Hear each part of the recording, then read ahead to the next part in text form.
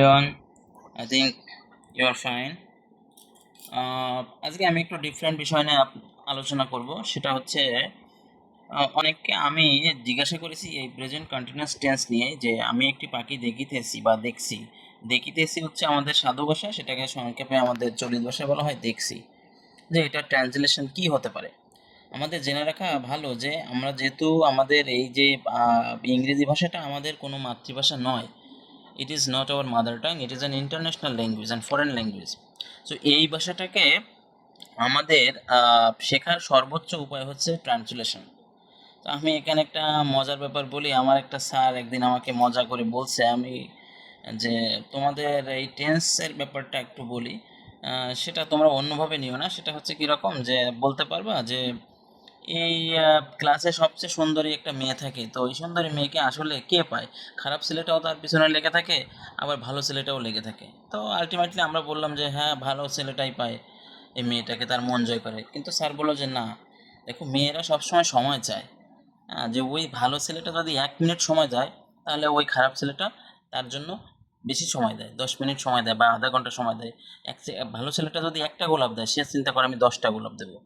মেয়েরা সময় চায়, এই জন্য হচ্ছে আলটিমেটলি এই ভালো মেয়েগুলো খারাপ ছেলেদের প্রেমে পড়ে। তো আমাদের মূলত আমি কেন এই কথাটা বলছি, যে আমাদের সেই সুন্দরী মেয়েটা হচ্ছে টেন্স। আমরা যদি এটাকে ভালো করে বুঝতে চাই, তাহলে এটাকে সময় দিতে হবে আমাদের, তাহলে আমরা এই টেন্সটাকে ভালো করে আয়ত্ত করতে পারবো।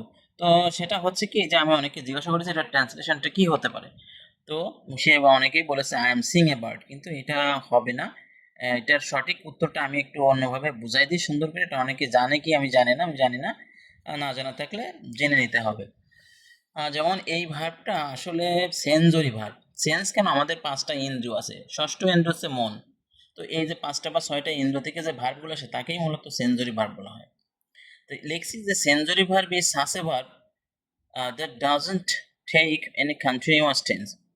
অর্থাৎ বাংলা লিখে দিছি সুবিধার্থে, বোঝার সুবিধার্থে, যে ভার্ব কোনো কন্টিনিউয়াস টেন্স গ্রহণ করে না, তাকে সেন্সরি ভার্ব বলে। ইজি মানে এক্সাম্পলি গ্রাসিয়া, এটা ল্যাটিন ফ্রেজ থেকে আসছে। কোনো উদাহরণ দিতে গেলে ইজি দিতে হয়, অনেকে ইএক্স দেয়, এটা সঠিক নয়। পঞ্চ ইন্দ্রিয়, চক্ষু, কর্ণ, নাসিকা, জিহ্বা, ত্বক। চক্ষু মানে চোখ, কর্ণ মানে কান, নাসিকা মানে নাক, জিহ্বা মানে আমরা সবাই জানি ত্বক, মানে বাইরের আবরণ যেটা।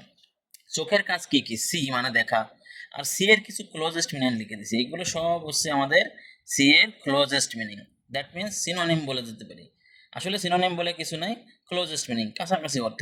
সি মানে দেখা, অবজার্ভ মানে দেখা, ওয়াচ মানে দেখা, লুক মানে দেখা, নোটিস মানে দেখা, রিকগনাইজ মানে দেখা বা চিনতে পারা, বিহোল্ড মানে দেখা।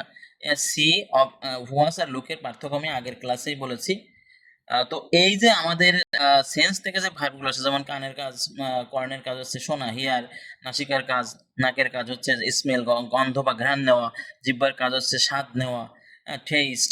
ত্বকের কাজ হচ্ছে আমাদের উপলব্ধি করা, ফিল। পরপর দুটো ভয়েল থাকলে উচ্চারণ লং দিতে হয়, ফিল, ফিল। ওকে। তো এই যে আবার আরেকটা আছে এক্সট্রা টাস, এই ভার্বগুলোকে বলা হয় সেন্সরি ভার্ব। এইগুলো যদি থাকে, সেটা কখনোই কন্টিনিউয়াস টেন্স গ্রহণ করে না। এটাকে সবসময় আমাদের প্রেজেন্ট ইনডেফিনিট টেন্সে করতে হয় বা প্রেজেন্ট সিম্পল টেন্স করতে হয়। এই কারণে এটার সঠিক ট্রান্সলেশনটা I am sing a bird হবে না, এটা হবে আই সি এ বার্ড। যদি এনি কোশ্চেন থাকে, তাহলে আমাকে ইনবক্সে, কমেন্ট বক্সে জানাতে হবে।